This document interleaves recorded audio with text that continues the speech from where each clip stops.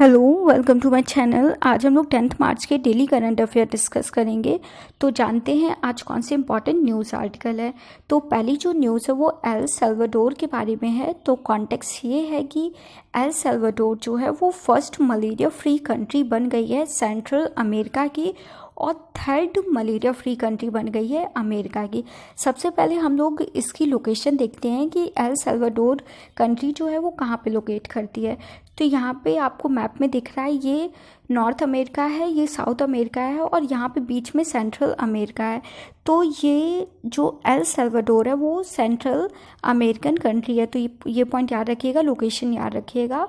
और ये जो मलेरिया फ्री कंट्री का जो स्टेटस मिला है वो वर्ल्ड हेल्थ ऑर्गेनाइजेशन द्वारा दिया गया है। अब हम लोग मलेरिया के बारे में जानते हैं। तो मलेरिया जो है वो एक डिसीज़ है जिसको प्लाज्मोडियम पैरासाइट द्वारा कॉज की जाती है। तो फिर ये जो प्लाज्मोडियम पैरासाइट है, आप लोगों को पता है कि पैरासाइट जो होता है उसको होस्ट की ज़रूरत होता है अपने सर्वाइवल के लिए। तो प्लाज्मोडियम पैरासाइट जो है वो फीमेल एनोफ्लीस मॉस्किटो को होस्ट की तरह यूज़ करता है अपने सर्वाइवल के लिए। तो फीमेल एनोफ्लीस मॉस्किटो जो है वो जब ह्यूमन को बाइट करती है तो उससे प्लाज्मोडियम पैरासाइट जो है वो ह्यूमन में ट्रांसफर्ड हो जाता है। और ये जो मलेरिया के पैरासाइट हैं वो 5 टाइप्स के होते हैं। तो जो 5 टाइप के मलेरिया पैरासाइट है उनके नाम हैं। तो फिर जो पहला जो टाइप है वो प्लाज्मोडियम पैल्सीफेरम, सेकंड जो टाइप है वो प्लाज्मोडियम वाइवेक्स। प्लाज्मोडियम वाइवेक्स जो है वो कॉमेस्ट वन है, मतलब सबसे ज़्यादा जो मलेरिया होते हैं उनमें जो मलेरिया पैरासाइट है वो प्लाज्मोडियम वाइवेक्स के पाए जाते हैं। थर्ड है प्लाज्मोडियम मलेरिया और प्लाज्मोडियम ओवाइल और प्लाज्मोडियम न्यूलेसी। जो प्लाज्मोडियम न्यूलेसी है उसको सबसे कम देखा जाता है, ह्यूमन में नहीं देखा जाता है ये प्लाज्मोडियम न्यूलेस पैरासाइट। अब हम लोग जानते हैं कि डिफरेंट जो इनिशिएटिव लिए गए हैं डिफरेंट कंट्री द्वारा या फिर डिफरेंट ऑर्गेनाइजेशन द्वारा मलेरिया को क्योर करने के लिए, वो जानते हैं। तो पहला जो इनिशिएटिव है वो E2020 इनिशिएटिव है। तो ये जो इनिशिएटिव है उसको वर्ल्ड हेल्थ ऑर्गेनाइजेशन द्वारा लॉन्च किया गया था। इस इनिशिएटिव के अंडर WHO ने 21 कंट्री के साथ मिल के डिफरेंट एफर्ट्स लिए थे, जिससे वो आने वाले कुछ जो साल हैं उसमें वो मलेरिया को टोटली एलिमिनेट कर सकें। और 2016 में वर्ल्ड हेल्थ ऑर्गेनाइजेशन ने कुछ कंट्री को आइडेंटिफाइड भी किया था। और वो जो कंट्री जिनको आइडेंटिफाइड किया गया था, तो WHO ने बोला था कि इन कंट्री में पोटेंशियल है कि वो 2020 तक मलेरिया फ्री कंट्री बन जाएंगी। सेकंड जो इनिशिएटिव है वो है malaria elimination research alliance India के बारे में। तो आपको नाम से ही पता चला है ये इंडिया का इनिशिएटिव है। तो इसको Indian council of medical research द्वारा लॉन्च किया गया था। और इसको लॉन्च करने का मेन ऑब्जेक्टिव ये था कि डिफरेंट जो पार्टनरशिप से मलेरिया को कंट्रोल किया जाए और कोऑर्डिनेट किया जाए, डिफरेंट रिसर्च वर्क किए जाएं, जिससे जो मलेरिया है उसको हम लोग एलिमिनेट कर सकें। थर्ड जो इनिशिएटिव है वो high burden to high impact के बारे में है। तो ये जो इनिशिएटिव है high burden to high impact वो WHO का इनिशिएटिव है, WHO द्वारा लॉन्च किया गया था। तो याद रखिएगा ये जो इनिशिएटिव है वो मलेरिया से रिलेटेड है और WHO ने लॉन्च किया था। और WHO ने 11 हाई मलेरिया बर्डन कंट्री को, मतलब उन्होंने लॉन्च किया था, रिकग्नाइज किया गया था कि 11 जो है वो हाई बर्डन कंट्री है, मतलब जहाँ पे बहुत ज़्यादा मलेरिया के केसेस हैं। और high burden to high impact जो कंट्री है उसमें इंडिया भी शामिल है। तो याद रखिएगा कि इंडिया जो है वो high burden to high impact country है। और इस इनिशिएटिव के अंडर 4 एलिमेंट है। तो मतलब 4 जो की फैक्टर्स है उसी से रिलेटेड डिफरेंट इनिशिएटिव लिए जाएंगे, जिससे जो मलेरिया है वो कम हो सके हाई बर्डन कंट्री में।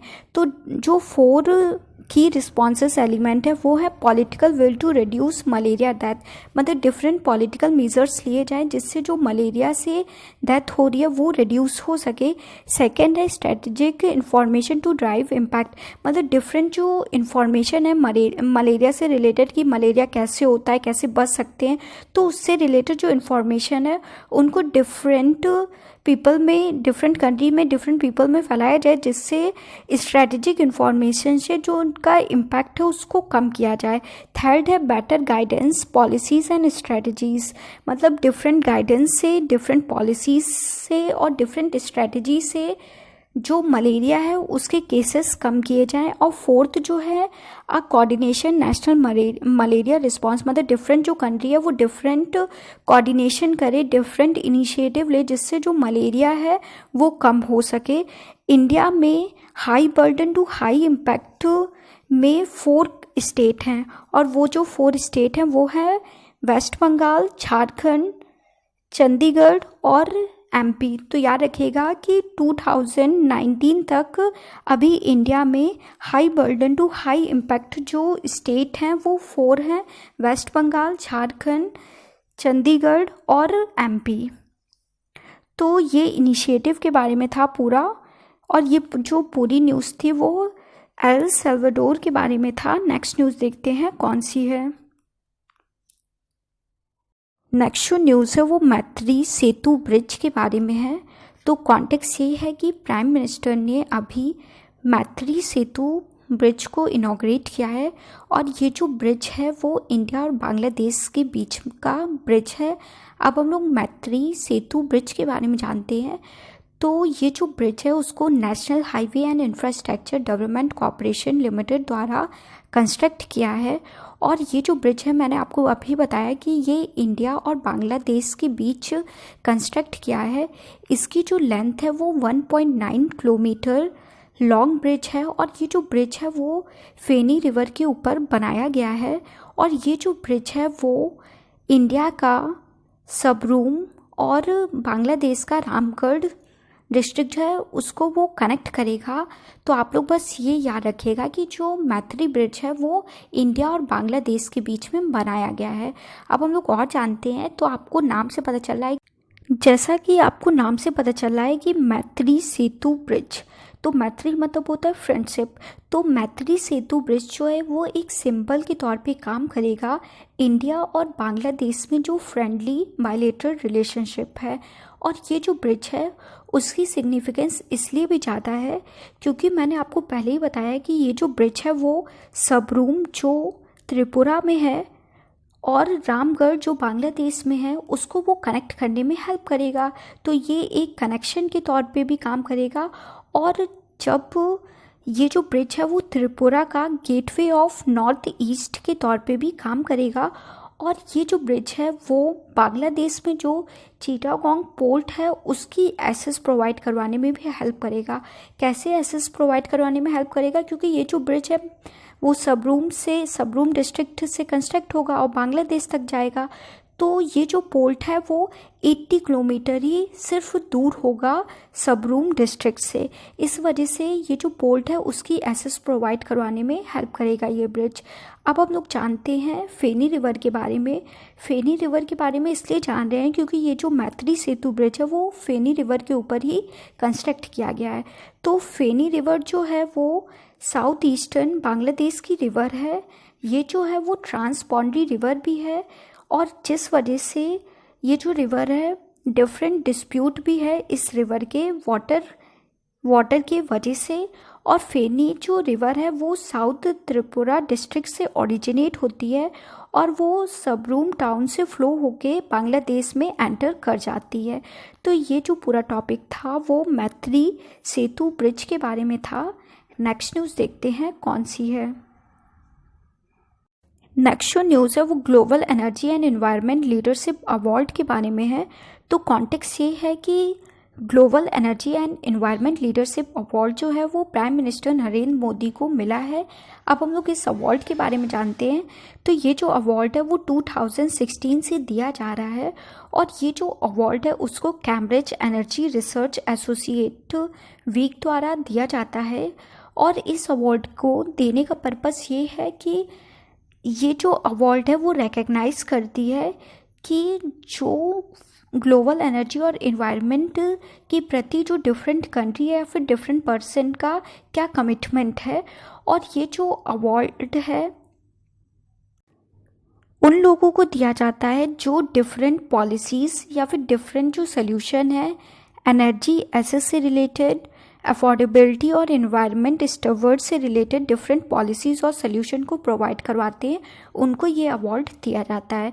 तो ये जो पूरा टॉपिक था वो global energy and environment leadership award के बारे में था।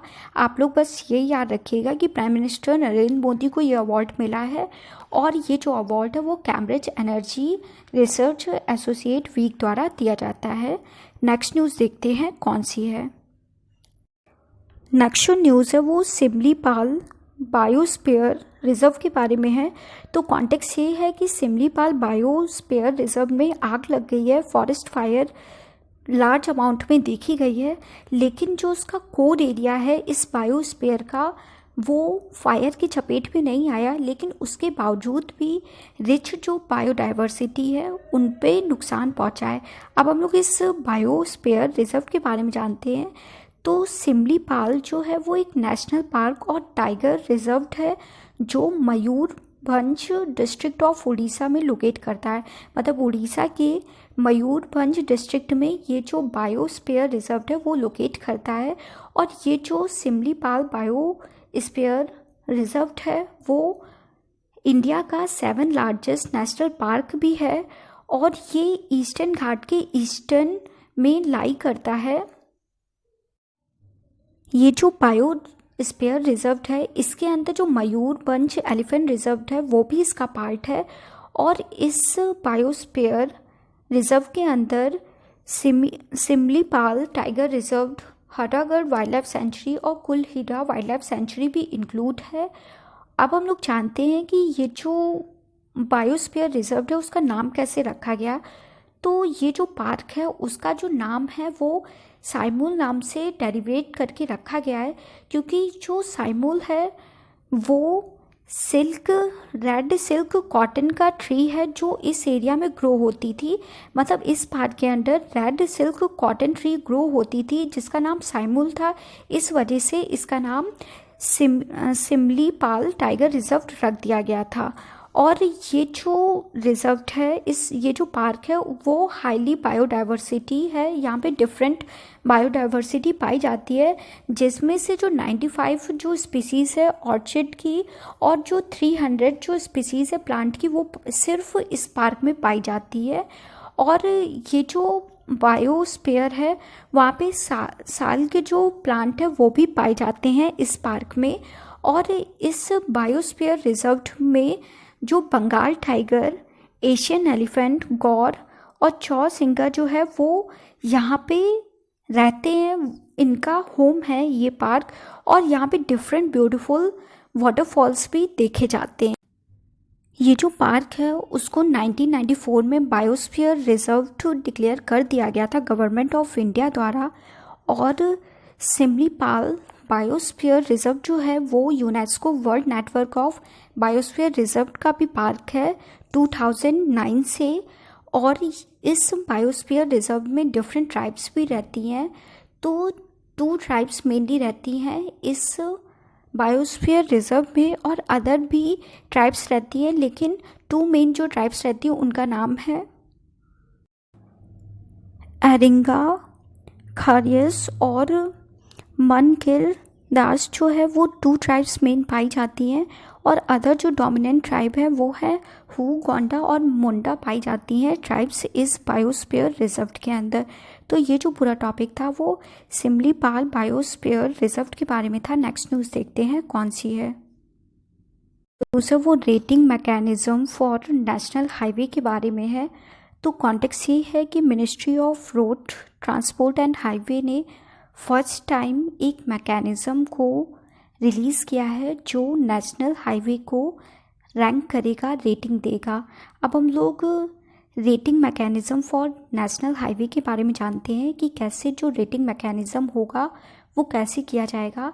तो ये जो रेटिंग मैकेनिज़्म है वो national highway authority of India द्वारा किया जाएगा और under ministry of road transport and highway के अंडर। तो याद रखिएगा ये जो रेटिंग है वो national highway authority of India द्वारा कंडक्ट किया जाएगा। इसका जो मेन ऑब्जेक्टिव है वो जानते हैं। तो फिर इस जो रैंकिंग है उसका जो मेन ऑब्जेक्टिव ये होगा कि वो हाईवे को रैंक करेगा और जो रैंक होगा वो देखा जाएगा कि जो हाईवे यूज़र्स है उनको कितनी मैक्सिमम सेफ्टी प्रोवाइड की जा रही है, और ये जो है वो गवर्नमेंट अकाउंटेबिलिटी भी इम्प्रूव करने में हेल्प करेगा। और ये जो रैंकिंग है उसके डिफरेंट पैरामीटर्स हैं। तो 3 मेन पैरामीटर्स हैं। तो पहला जो पैरामीटर्स है वो है हाईवे एफिशिएंसी। तो हाईवे एफिशिएंसी का जो परसेंटेज है इस रैंकिंग में वो 45% है। तो हाईवे एफिशिएंसी में देखा जाएगा कि जो ऑपरेटिंग स्पीड ऑफ ट्रैफिक है वो कैसी है, जो ट्रैफिक वॉल्यूम है उस हाईवे का वो कितना है, और जो टोल प्लाजा है किसी भी हाईवे में उनमें कितना डिले हो रहा है, कितना टाइम लग रहा है। सेकंड जो पैरामीटर्स है वो हाईवे सेफ्टी है, उसका जो परसेंटेज है वो 35% है। हाईवे सेफ्टी में देखा जाएगा कि हाईवे में पर ईयर कितने एक्सीडेंट हो रहे हैं, और अगर एक्सीडेंट हो रहे हैं तो जो एम्बुलेंस रिस्पांस टाइम है वो ना है, और जो रोड क्लियरेंस है आफ्टर एक्सीडेंट, क्योंकि एक्सीडेंट के बाद बहुत ज़्यादा ट्रैफिक लग जाता है, तो कितना टाइम लग रहा है कि एक्सीडेंट हो रहा है उसके बाद कितना टाइम लग रहा है रोड क्लियर होने में, तो उसको मेज़र किया जाएगा। और इसके अंडर डिफरेंट भी पैरामीटर्स हैं। थर्ड जो पैरामीटर्स है वो है यूज़र फ्रेंडली। यूज़र फ्रेंडली का जो परसेंटेज है वो 20% है। यूज़र फ्रेंडली में देखा जाएगा कि फुटपाथ के नंबर कितने हैं और एडिक्वेट स्ट्रक्चर है कि जो हाईवे का एडिक्वेट स्ट्रक्चर है कि नहीं, उसके हिसाब से रैंकिंग की जाएगी। तो 3 मेन पैरामीटर्स है। आप लोग बस ये याद रखिएगा कि ये फर्स्ट एवर रैंकिंग मैकेनिज़्म है और जिसको national highway authority of India conduct करेगा। तो ये जो पूरा टॉपिक था वो rating mechanism for national highway के बारे में था। आज जो भी इम्पॉर्टेंट न्यूज़ आर्टिकल थी वो मैंने डिस्कस कर ली है। Thank you so much for watching this video. Please like this video and subscribe to my channel. Thank you so much.